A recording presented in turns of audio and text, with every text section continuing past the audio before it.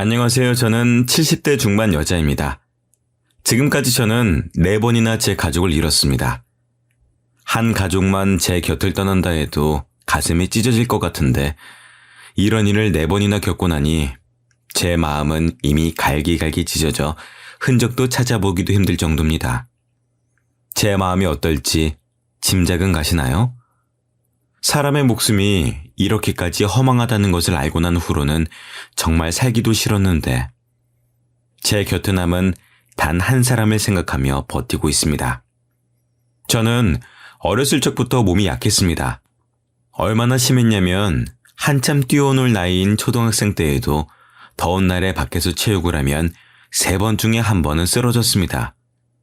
나머지 2번은 벤치에 앉아서 아이들이 뛰어노는 걸 지켜만 보고 있어야 했었죠. 건강하려면 운동을 열심히 해야 하는데 운동을 조금만 해도 어지럽고 쓰러지는 일이 많으니 운동을 할 수 없는 아이였습니다. 그러다 보니 공부를 조금만 심하게 해도 코피가 쏟아져서 성적도 늘 중하위권이었고 학교도 제대로 다니지 못하고 집에서 쉬는 날이 많았습니다.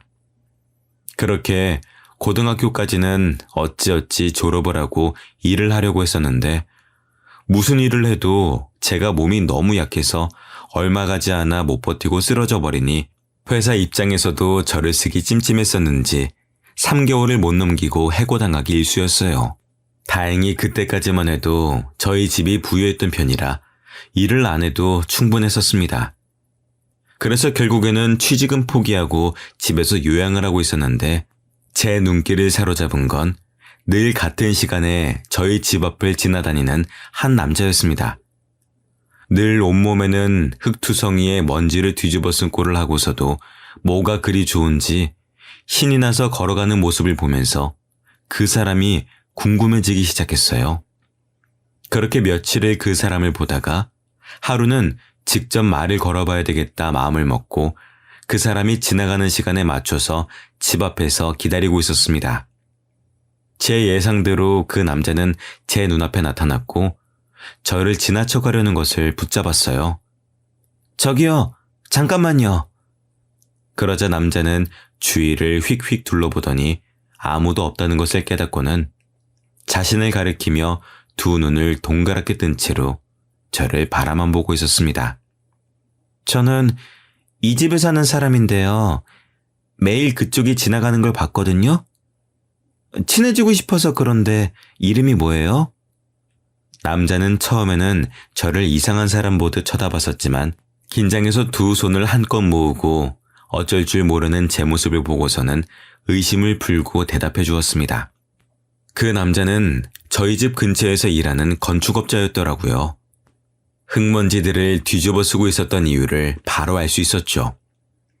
그날 이후 저는 종종 집 앞에서 그 사람을 기다렸고 남자는 제가 나와 있으면 잠시 대화를 했고 제가 나와 있지 않으면 제 방을 올려다보고 가곤 했습니다. 그렇게 저희는 만남을 이어오다 정식 연인으로 발전하게 되었습니다.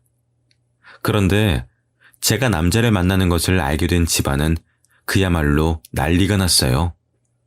너 만나는 사람이 건축 일을 한다고? 그럼 무식한 일을 하는 사람이랑 말은 통하니?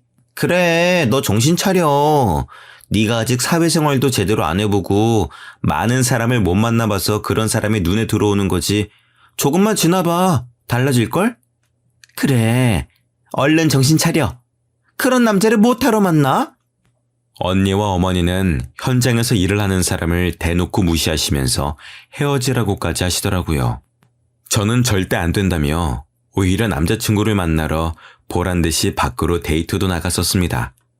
하지만 어머니의 마음은 달라지지 않았어요. 오히려 아버지까지 합세했었죠.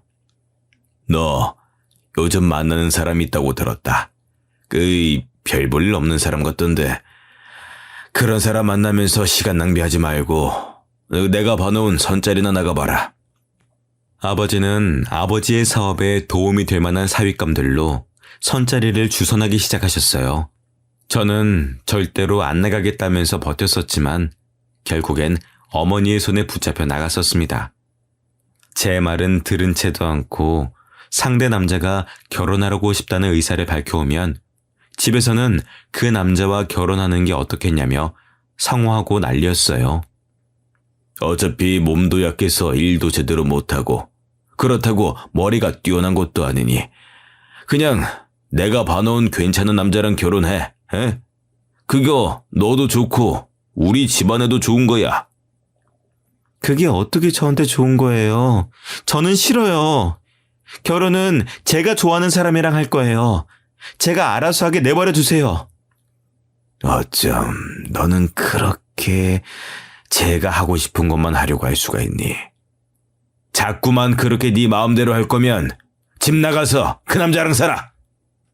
아버지도 화가 날 대로 나셔서 저에게 소리를 쳤고 저는 그 말에 고지곳대로 알겠다고 하고 짐을 싸들고 나와 남자친구의 집으로 향했습니다. 남자친구에게 결국 그동안 강제로 선을 보고 있었던 것도 모두 털어놓았고 그 이야기를 모두 듣고서는 화도 안 내더라고요. 오히려 그럼 선을 못 보게 얼른 결혼해버리자며 먼저 말을 꺼냈습니다. 저도 그 생각에 동의했기 때문에 일주일 후 아버지의 화가 조금이나마 풀리셨을 거라고 생각하고 집으로 남자친구와 인사를 드리러 갔어요. 남자친구는 부모님이 안 계셔서 지금까지 쭉 혼자 지내왔다고 하더라고요. 그래서 저희 집에서 허락만 받으면 됐었죠. 초반까지는 그래도 싫어하지도 좋아하지도 않는 분위기였습니다. 꽤 탐탁치 않아 하시는 눈치긴 했지만 남자친구의 싹싹한 성격 덕분에 아버지도 마음을 돌리시나 생각했었죠. 하지만 남자친구가 부모님이 안 계시다는 이야기를 기점으로 분위기는 완전히 뒤바뀌고 순식간에 살얼음판이 되어버렸어요. 그 이후로 부모님은 절대 결혼은 안 된다고 하셨었지만 저는 그 남자를 너무 사랑했습니다. 결국에는 그날 밤 저를 방에서 나오지 못하게 어머니가 제 방문 앞을 지키고 계셨고 저는 창밖으로 몰래 탈출해 남자친구와 도망쳐 혼인신고를 해버렸어요. 결국에는 부모님과 저는 연이 완전히 끊겨버렸죠. 그 이후로 남편과는 작은 다툼 하나 없이 3년을 넘게 살았습니다. 아이를 가지고 싶었고 제가 몸이 좋지 않아 임신이 힘들었지만 남편은 그럼에도 아무런 재촉도 하지 않고 둘이더라도 충분히 행복하다면서 오히려 긍정적으로 생각했습니다. 그런데 남편과 결혼한 지 4년째 되던 날 저희에게 아이가 찾아왔습니다. 생각지도 못하고 있다가 속이 며칠째 더부룩해서 체한 줄로만 알고 병원에 찾아갔다가 저희에게 아이가 생겼다는 기쁜 소식을 들을 수 있었어요. 남편도 내심 아이가 있었으면 바라고 있었던 건지 정말 기뻐하더라고요. 그 이후로 저와 남편은 아이가 세상에서 나올 날만 손꼽아 기다렸습니다. 그런데 아이는 뭐가 그리 급했는지 한 달이나 일찍 세상에 나왔어요. 그러다 보니 몸도 다른 아이들보다 훨씬 약했었고요. 아이는 제 품에 한 번 안기고서는 바로 신생아 치료실로 들어갔습니다. 그래도 제가 퇴원할 때쯤에는 몸이 많이 튼튼해져서 함께 집으로 돌아올 수가 있었어요. 그 이후로 남편과 저는 아이를 키우는 맛으로 살았습니다. 딸이 아주 작은 소리라도 내면 남편과 저는 순식간에 딸에게 집중을 했었죠. 퇴원은 했었지만 저도 아이도 몸이 너무 약해서 남편도 여러모로 신경을 많이 썼어요. 아이가 열이 자주 나서 그 이후로도 병원을 자주 들락거려야만 했었거든요. 그런데 하루는 아이가 열이 올라서 한참이 지나도록 열이 안 떨어지는 거예요. 갈수록 심해지는 열에 저는 아이를 안고 병원으로 달려갔습니다. 그런데 병원에 가서도 상황이 나아지지 않았어요. 아이는 이틀이 넘도록 열이 펄펄 끓었고 겨우 열이 내렸을 때에는 이미 뇌에 손상이 가서 목숨이 위태로웠습니다. 제발 살려만 달라고 빌었지만 결국 태어난 지 1년도 채우지 못하고 저희는 그렇게 아이를 떠나보내야만 했습니다. 집에서 떠나질 않던 웃음소리가 아이가 떠난 후로는 뚝 끊겨버리고 슬픔에 빠진 저는 한동안 잠도 제대로 못 자고 눈물만 흘려댔습니다. 먼저 정신을 차린 건 남편이었습니다. 남편은 울기만 하고 밥도 제대로 먹지 않는 저를 달래가며 밥을 먹이고 저를 데리고 밖으로 나가면서 기운을 차릴 수 있게 해줬습니다. 남편 덕분에 저도 1년이 지나고 나서야 조금씩 기운을 차릴 수가 있었죠. 그런데 다시 임신을 하기는 정말 힘들 거라고 했었던 의사의 말과는 달리 저희에게 둘째가 기적처럼 찾아왔습니다. 하지만 이미 몸이 많이 약해진 탓인지 의사는 아이를 낳는 걸 말렸습니다. 아이도 중요하지만 이번에는 정말 아이를 낳다가 죽을 수도 있다면서요. 하지만 저는 이번이 아니면 다시는 아이를 낳을 수 없을 거라는 생각이 들어서 모두의 만류를 무릅쓰고 저는 아이를 지키기로 결심했습니다. 그 이후로는 병원을 제 집 드나들듯이 드나들었습니다. 배가 자주 아파져서 병원을 갈 때면 어찌나 겁이 나던지 그렇게 자주 가던 병원이었지만 갈 때마다 눈물을 한 바가지씩 쏟아낸 덕에 담당 의사 선생님이 기겁을 하셨었죠. 다행히 아이는 뱃속에서 꼬박 10달을 잘 채우고 태어났지만 저는 정말 생사를 왔다 갔다 했었습니다. 결국에는 제왕절개를 통해 아이를 낳았죠. 다행히 처음 태어났을 때만 해도 몸이 약하다며 병원 식구들의 걱정을 한 몸에 받던 제 아들은 고등학생이 될 때까지 흔한 감기 한 번 안 걸릴 정도로 건강하게 자랐습니다. 남편과 저는 다른 건 바라지도 않았고 그저 아들이 건강한 것만으로도 충분했습니다. 아들은 거기에다 공부도 꽤나 잘하는 편이었고 반에서 친구들과 사이도 좋았어요. 남편과 저는 이제 더는 바랄 것이 없겠다는 생각을 하고 있었던 찰나였습니다. 이제 곧 대학교를 들어가야 할 아들을 위해서 남편은 승진을 하려고 조금 과할 정도로 열심히 일을 하기 시작했었는데요. 그때 남편이 밤낮 없이 일을 하다 하루는 저녁에 술을 약간 마시고 확인할 것이 있어서 들렸던 현장에서 남편은 사고를 당했습니다. 술이 들어간 탓에 주변을 신경 쓰지 못했던 그때 남편의 위로 철근이 떨어졌고 뒤늦게 피하려다 결국 한쪽 다리가 완전히 깔려 그 다리는 뭉개져 버렸습니다. 결국에 남편은 왼쪽 다리를 절단하고 일을 그만두게 되었습니다. 심지어 회사에서는 술을 먹고 현장에 들어간 남편의 잘못이라며 보상도 해주지 않아서 남편의 병원비를 고스란히 저희가 떠안아야만 했죠. 그런데 문제는 남편의 병원비를 해결하고 나니 이제 당장 먹고 살 돈이 없었어요. 모아놓은 돈이라곤 남편의 병원비로 모두 나가버리고 이제 남편도 더 이상 돈을 벌어오지 못하는 상황이니 저라도 나가서 돈을 벌어야만 했습니다. 경력이라곤 20년 전 몇 개월 정도 회사에서 사무 보조를 하다 말았던 것이 끝이니 제대로 된 회사에서 저를 써줄 리는 만무했죠. 결국엔 집 근처 식당에서 주방 보조로 일을 하기 시작했습니다.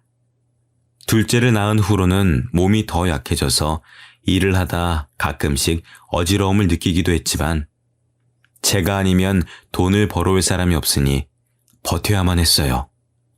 미안해 여보. 내가 돈을 벌어와야 되는데. 몸은 괜찮아? 뭐가 미안해. 지금까지 우리 식구 당신이 먹여 살렸잖아. 이제는 내가 벌어올 수 있으니까 당신은 집에서 쉬고 있어. 남편은 제가 일을 시작한 이후로 제가 쓰러질까봐 전전긍긍했습니다. 아들도 피곤해하는 제 모습을 보면서 학교를 다니고 친구들이랑 노는 것만으로도 바쁠 텐데 제가 퇴근하고 집에 오면 집안일을 싹 해놓고 저녁까지 해놓고 공부하러 갔었죠. 덕분에 집에 오면 편하게 쉴 수 있었어요. 그런데 하루는 아침부터 몸에 기운도 없고 어지러운 느낌이 들었습니다. 하지만 돈을 벌어야 하니 억지로 참고 일을 하고 있었는데 갑자기 눈앞이 핑 하고 돌더니 그대로 저는 쓰러져 버렸습니다. 그리고 눈을 뜨니 제 눈앞에는 남편과 아들이 울었는지 두 눈이 빨갛게 되어서는 저를 내려다보고 있었어요. 눈을 뜬 저를 발견하고 두 사람은 호들갑을 떨었죠. 여보, 괜찮아? 내가 미안해. 이제 내가 돈 벌 테니까 당신은 집에서 쉬어. 엄마, 아니야. 내가 돈 벌어올게. 나도 돈 벌어올 수 있어. 내가 미안해. 다들 뭐가 그렇게 나한테 미안해. 안 그래도 돼. 돈은 내가 벌 수 있어. 다들 쓸데없는 소리 하지 말고 나한테 맡겨. 지금 당신한테 맡기다가 당신이 쓰러졌는데 어떻게 당신한테 맡길 수가 있어. 당신은 이제부터 집에서 쉬어. 몸도 약한 사람이 그렇게 힘든 일을 하니까 이렇게 쓰러지지. 아들도 남편의 말에 동감한다는 듯 고개를 몇 번 끄덕이더니 두 사람은 합심해서 저에게 일을 그만두라며 성화였습니다. 식당 사장님도 몸이 허약해서 맘 놓고 쓰기 어려울 것 같다며 먼저 저에게 그만 나왔으면 좋겠다라고 말씀하시더라고요. 결국에는 저는 일을 그만두고 집에서 일을 쉬게 되었습니다. 그래도 몇 개월을 일했으니 조금 모아둔 돈으로 쉬다가 다시 나가서 일할 생각이었어요. 그런데 이번에는 아들이 더 빨랐습니다. 아들은 제가 쓰러진 이후로는 새벽같이 일어나서 학교를 간다며 집을 나섰는데 알고 보니 신문 배달에다 우유 배달까지 하고서 일찍 학교를 가서 잤다 그러더라고요. 그 후로 피곤하다 보니 성적도 조금씩 떨어지고 처음 고등학교를 들어갈 때만 해도 중상위권이었던 성적은 날이 갈수록 중하위권으로 떨어졌습니다. 결국 아들은 대학도 가지 않고 졸업하자마자 작은 회사에 취업을 해서 돈을 벌면서 저희 집안에 가장 노릇을 하기 시작했어요. 그런 아들이 기특하기도 했지만 제 짐을 떠넘긴 것 같아서 늘 미안한 마음이 있었습니다. 아들은 그런 상황에서도 불만 한번 털어놓는 법 없이 조용히 돈을 모아서 남편의 의족을 맞춰주었어요. 생각지도 못한 선물에 남편은 눈이 휘둥그레졌죠. 그런 아들의 서프라이즈는 그뿐만이 아니었습니다. 아들은 그 후로 얼마 지나지 않아서 자신의 여자친구와 결혼하고 싶다며 여자친구를 데려왔죠. 그 여자친구는 처음부터 엄청 애교도 많고 싹싹하게 굴더라고요. 어머님, 어쩜 너무 고우세요. 피부도 좋으시고. 어머님 닮아서 오빠가 이렇게 인물이 좋은 건가 봐요. 뭐라고 하는 거야. 부끄럽게 그런 말 하지 마. 아버님, 이것 좀 드셔보세요. 사과가 달아요. 아들이 데리고 온 여자친구는 어찌나 싹싹하던지 평소에 낯을 많이 가리는 저도 순식간에 무장해제를 만들고 어느 틈엔가 왁자지껄하게 떠들게 만들게 하더라고요. 저희는 당연히 두 사람의 결혼을 허락해 주었습니다. 며느리가 저희 식구가 된 이후로는 저희는 모두 며느리의 팬이 됐어요. 뭐든 며느리가 하자고 하면 다들 좋은 생각이라면서 함께 했었죠. 그리고 아들이 결혼한 지 1년쯤 지나자 며느리가 임신을 했습니다.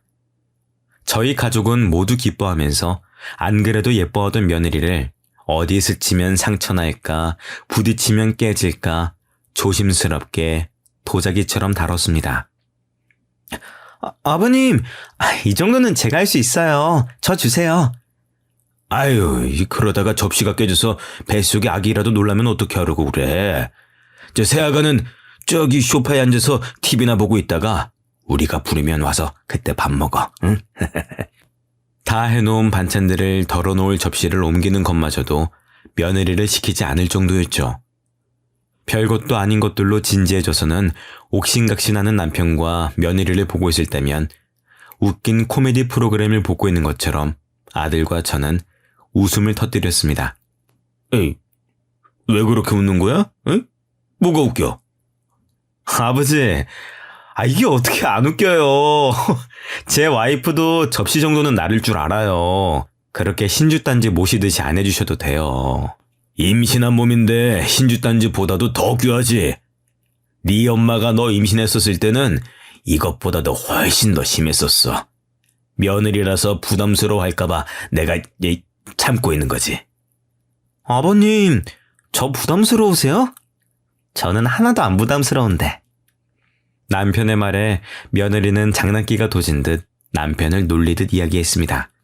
그러자 남편은 절대로 그런 것이 아니라며 펄쩍 뛰며 손사래를 치는 모습에 저희 세 사람은 한마음으로 남편을 놀려먹을 때도 있었죠.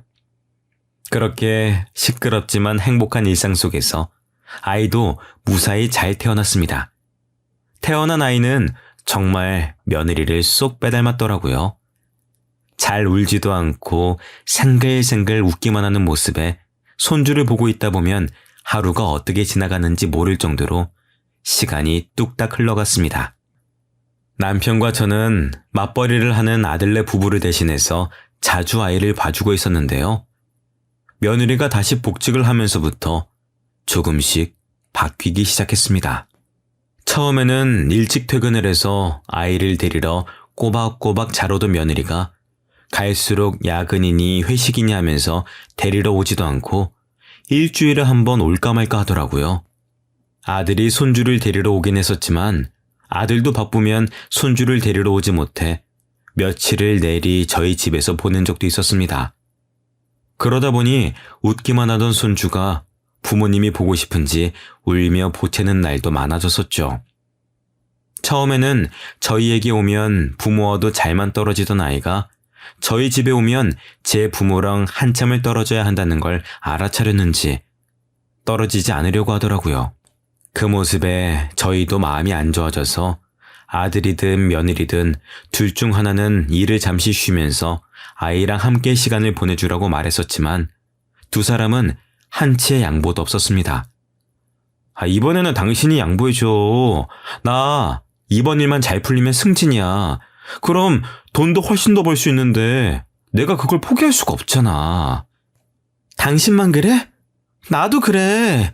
나도 아이 낳고 이제 겨우 복직해서 제대로 일하기 시작했는데 어떻게 그만둬? 지금 쉬면 나중에 복직 못해. 아들과 며느리는 그때를 기점으로 자주 다투기 시작한 것 같았습니다. 괜히 저희가 말을 해서 사이좋던 두 사람 사이가 나빠진 건 아닌지 마음이 불편했었죠. 그럴수록 눈치도 없이 손주는 부모님과 떨어지지 않으려 안달이었습니다. 아들이나 며느리가 눈에 보이지 않을 때면 어찌나 울어대는지 마음이 참 아팠어요. 막상 또 아들과 며느리가 아이랑 함께 있으면 잘 놀아주는 편이라 무작정 두 사람이 잘못했다고만은 할 수가 없어서 답답한 노릇이었죠. 결국에는 돈을 더 많이 벌어오는 게 아들이니 아들이 계속 직장을 다니고 며느리는 잠시 동안 일을 쉬면서 아이를 돌보게 되었습니다. 아들은 아이를 키워야 하니 돈을 더 많이 벌어오겠다면서 지방을 전전하는 현장직으로 근무를 바꿨어요. 그렇게 하면 확실히 돈은 더 벌 수 있다고 하더라고요. 하지만 며느리는 처음에는 손주를 잘 돌보는 것 같다가 또다시 밖으로 나돌기 시작했습니다. 아가야, 어딜 그렇게 나가는 거야? 기현이는 우리한테 내팽개치고. 어머님, 죄송해요. 제가 일이 있어서요. 잠시만 기현이 좀 봐주세요. 며느리는 일주일에 두세 번은 저희 집에 아이를 맡겨두고 나가는 일이 생겼습니다. 갈수록 아이에게 관심이 없어진 것 같아 남편과 저도 걱정이 많았어요. 설마 새아가 밖에서 다른 짓 하고 다니는 건 아니겠죠? 무슨 그런 소리를 해. 새아가가 어디 그럴 애야? 우리가 모르는 무슨 일이 있는 거겠지. 조금만 기다려봅시다. 하지만 더 이상은 며느리를 기다리고만 있을 수는 없는 상황이 벌어졌습니다. 오랜만에 김치를 담가서 김장김치를 나눠주려고 아들네 집에 들렸었는데 초인종을 누르니 며느리가 나오긴커녕 집안에서 아이의 울음소리만 들렸어요. 저는 며느리가 집안에서 큰일이라도 당했나 싶어서 다급하게 경비를 불러서 문을 열어 집 안으로 들어갔습니다. 그런데 집에는 며느리는 없이 손주만 덜렁 있었어요. 심지어 책장에 깔린 채로요. 저는 깜짝 놀라 책장을 들어 아이를 빼냈고 손주는 놀랐는지 한참을 울음을 멈추질 못했습니다. 다행히 뭔가 많이 쌓아놓는 책장이 아니어서 그렇게 무거운 편은 아니었지만 2살배기 아이에게는 충분히 위협적인 무기였었죠. 저는 처음으로 며느리에게 화가 잔뜩 나서 전화를 했습니다. 무슨 일이라니? 너는 집에 애 혼자 두고 어딜 그렇게 돌아다니는 거야? 애가 12살도 아니고 겨우 2살인 애를 두고 집 밖을 나갈 정신이 있니? 집에 오셨어요? 말씀하고 오시지. 저도 정말 잠깐 나갔었던 거예요. 밖에서 그렇게 오래 있었던 것도 아니고요. 지금 바로 들어갈게요. 됐다. 집에 가봤자 기현이 없어. 기현이 책장에 깔려서 지금 병원이다. 병원에서 검사해보고 우리 집으로 데려갈 테니까 그렇게 하라. 네? 기현이가요? 많이 다쳤어요? 무슨 병원이에요? 이미 늦었어. 이제서야 기현이가 어떤지 궁금하긴 하니?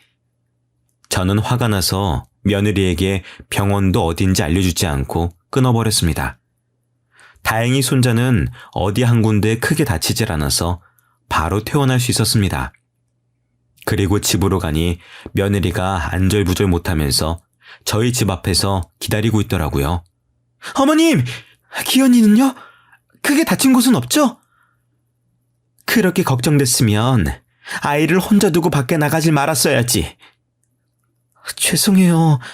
제가 너무 급한 일이어서 앞에서 잠깐 만나자고 해서 딱 10분만 만나고 다시 집으로 들어가려고 했어요. 그렇게 급한 일이면 아이는 혼자 둬도 되는 거니? 아이는 데리고 나갔어야지. 죄송해요. 너무 급하게 나간다고 그럴 정신이 없었어요. 급하다고 애를 안 챙기는 게 무슨 엄마니? 너 혼자 있는 집에 기현이 절대 안 보내. 내 남편 올라오면 그때 우리 집 와서 데리고 가. 그 전까진 절대 안 돼. 며느리의 말을 들을수록 더 화가 치솟은 저는 아들이 오기 전까지는 절대 아이를 보내지 않겠다며 그렇게 말한 후에 집으로 돌아와 아들에게 전화를 걸었어요. 여보세요? 무슨 일이에요, 엄마? 기현이가 다쳤다. 애 엄마가 애 혼자만 집에 두고 나가서 애가 책장에 깔려서 집이 떠나가라 울고 있는 걸 보고 내가 놀래서 병원으로 데리고 갔다. 네? 그게 무슨 말이에요? 기현이는 괜찮아요? 많이 다친 건 아니죠? 많이 다치진 않았어. 이제 겨우 진정하고 잠들었다. 내가 아무래도 며느리를 잘못 본 것 같아. 급하게 나간다고 애를 내팽겨치는 게 말이 되니? 아들도 너무 놀라서 화를 내다가 일을 빨리 마치고 올라오겠다고 하더라고요. 늦어도 밤 12시에는 도착한다는 말에 항상 일찍 잠에 들던 남편과 저는 잠도 자지 않고 아들을 기다리고 있었습니다. 그런데 아들은 도착한다던 시간이 한참이 지나도 오질 않았어요. 처음에는 운전 중이라 전화하면 괜히 방해하는 걸까봐 기다려봤지만 차가 밀려서 늦는다고 해도 심하다 싶을 정도로 오질 않았습니다. 결국엔 새벽 2시가 넘어서 아들에게 전화를 걸어보았지만 받질 않았어요.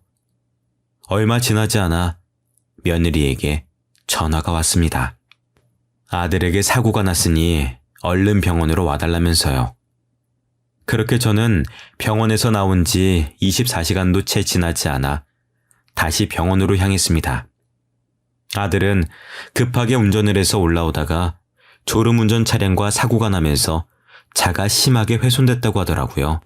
겨우 아들만 차 안에서 빼내고 휴대폰은 사고 난 차 안에 있어서 전화를 해도 받지 않았었던 겁니다. 경찰에서 신원 조회를 해서 며느리에게 연락이 갔던 거죠. 아들의 상태를 보러 갔지만 근처에도 갈 수도 없을 만큼 심각한 상황이었습니다. 병상을 둘러싼 많은 사람들이 아들을 살리기 위해서 온갖 가진 노력을 다했었지만 아들은 결국 그 자리에서 일어나지 못하고 숨을 거두고 말았어요. 남편과 저는 다리에 힘이 풀려 그 자리에 주저앉았습니다. 너무 현실성이 없어서 정말 꿈인 것 같았습니다. 모든 게 다 거짓말 같았어요. 겨우 키워놓은 아들마저 세상을 떠나니 모든 게 허망하더라고요. 처음에는 눈물도 안 날 지경이었습니다.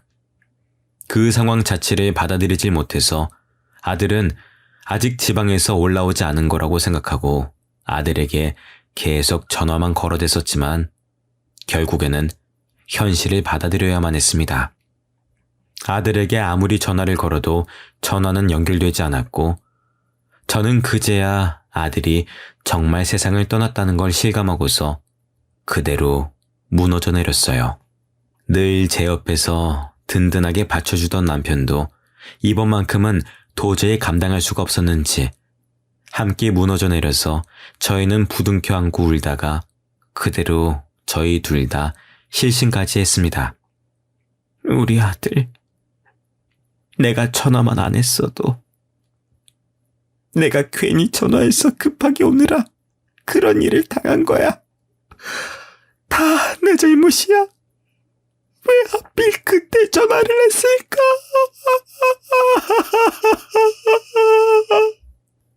저는 제 스스로를 용서할 수가 없었습니다. 제가 아들에게 전화만 하지 않았더라면 이런 일이 일어나지 않았을 거라는 생각에 제 자신이 너무 미웠습니다. 심지어 제가 정신을 차렸을 때는 이미 아들의 장례식조차 끝이 나 있었습니다. 정말 낳기만 하고 해준 것도 없는 엄마가 된 것 같아 아들에게 너무 미안했어요. 아이 좀 더 돌봐주는 게 뭐가 그렇게 어려운 일이라고 두 사람 사이에 분란을 만들었는지 과거로 돌아갈 수만 있다면 제 입을 막아버리고 싶었습니다. 뒤늦게 아들의 묘를 찾아가 처음으로 그날 아들과 술 한잔을 했습니다. 아들에게 미안하다는 사과를 수백 번을 했지만 달라지는 건 없었어요. 제 마음이 여전히 죄책감으로 가득한 것조차 똑같았습니다. 그런 와중에 저희는 손자를 누가 키울지 결정해야 했습니다. 당연히 아이의 엄마인 며느리가 키워야 하는 게 맞지만 저는 더 이상 며느리를 믿지 못했었죠. 솔직히 나는 너 못 믿겠다, 아가. 어머님, 죄송해요. 제가 그런 실수를 한 것도 다 인정해요. 네가 혼자 키우면 또 이러지 않을 자신이 있니? 더는 이런 일이 생기지 않을 거라고 각서라도 쓰면 아이를 데려갈 수 있게 해줄게. 하지만 며느리는 한참을 생각하더니 고개를 좌우로 저었습니다.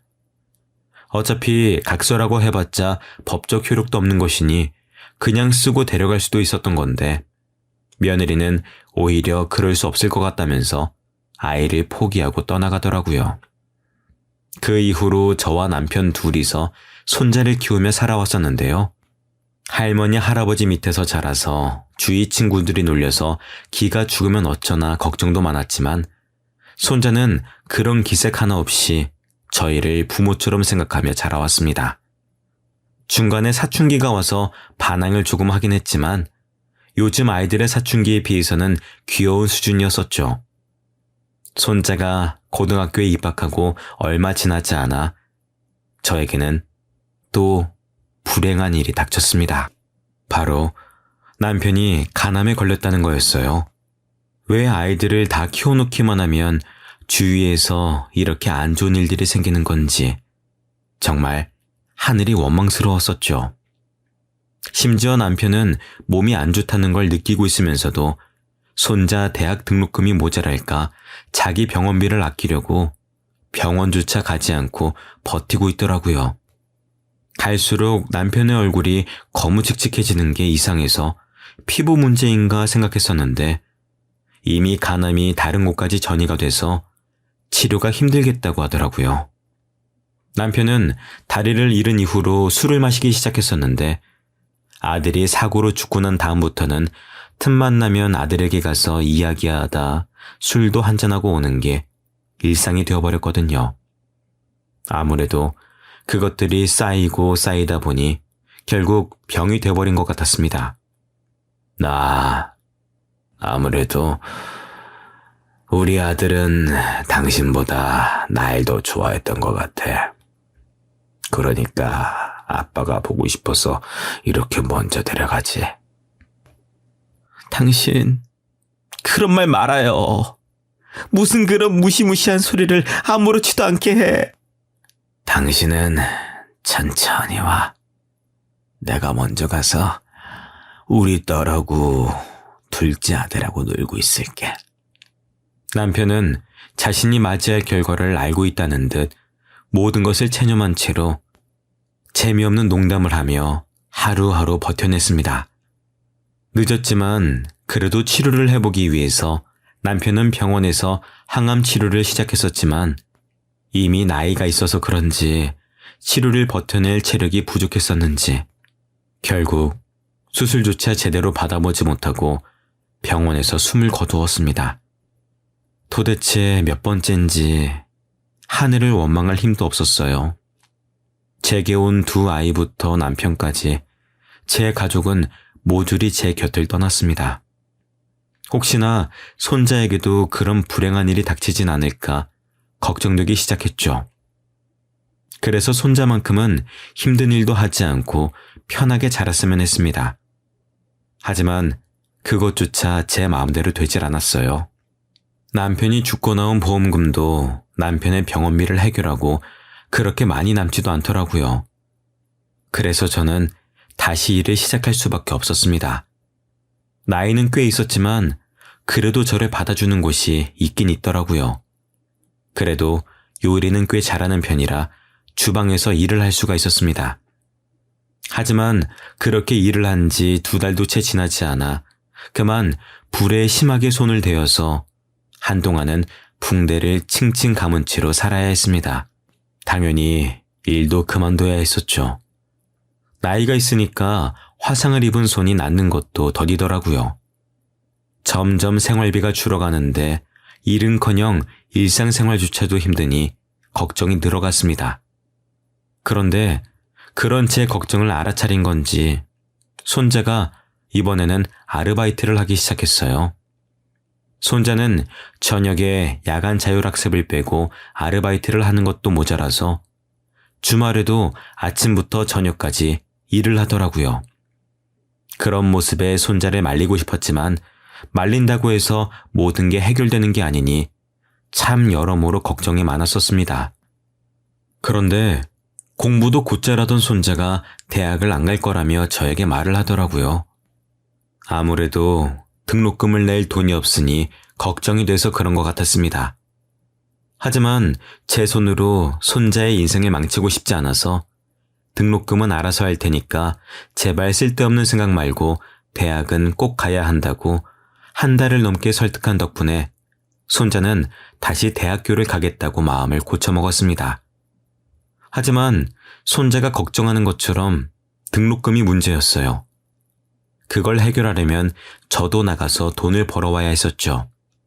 그런데 손자의 담임 선생님에게서 전화가 걸려왔습니다. 안녕하세요, 기원이 할머니. 저 기원이 담임입니다. 아이고, 안녕하세요. 진즉에 제가 먼저 인사를 드렸어야 하는 건데. 아니에요. 다른 게 아니라 기현이가 가정 환경이 조금 어려운 편이죠. 네, 그렇긴 한데 기현이 대학은 꼭 보낼 거니까 혹시 또 대학을 안 간다느니 그런 헛소리를 하면은 선생님이 따끔하게 혼 좀 내주세요. 그러자 선생님은 조금 웃으시더니 기현이에게 장학금이 나왔다고 했습니다. 네? 무슨 장학금이요? 그동안 기현이가 교회에서 상도 많이 받아오고 성적도 좋아서요. 동문회에서 기현이 학기마다 500만 원씩 해주신다고 하네요. 그 말에 저는 그간 앓던 시름이 싹 나는 것 같았습니다. 그 후로 기현이도 아르바이트를 그만두고 공부에 집중할 수가 있었고 꽤 좋은 대학에다가 대기업과 연결된 과에 전액 장학금을 받고 입학을 했습니다. 덕분에 취업 걱정도 덜고 방학 때마다 그 기업으로 인턴을 나가서 돈을 벌어오더라고요. 그 돈만으로도 저희 두 사람이 먹고 사는 데는 아무런 지장이 없었었죠.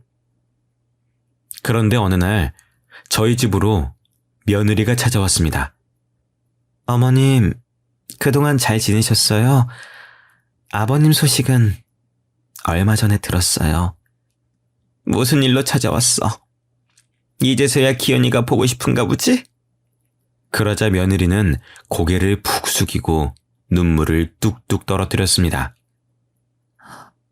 어머님, 저 얼마 안 남았어요. 엄마라고 말하지 않아도 돼요. 그러니까 한 번만 가까이서 볼 수 있게 해주세요. 알고 보니 며느리는 혈액암에 걸려서 이제 겨우 3달 정도밖에 안 남았다 하더라고요.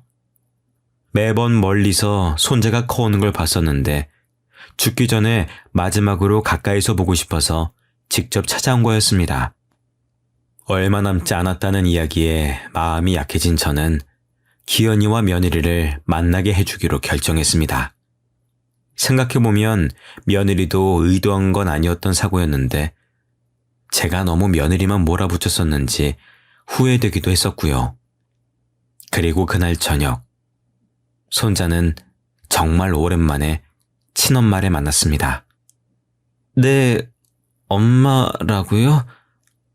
그동안 어디 계시다가 이제서야 나타난 거예요? 미안해. 내가 너를 볼 면목이 없어서 그동안 멀리서만 지켜봤어.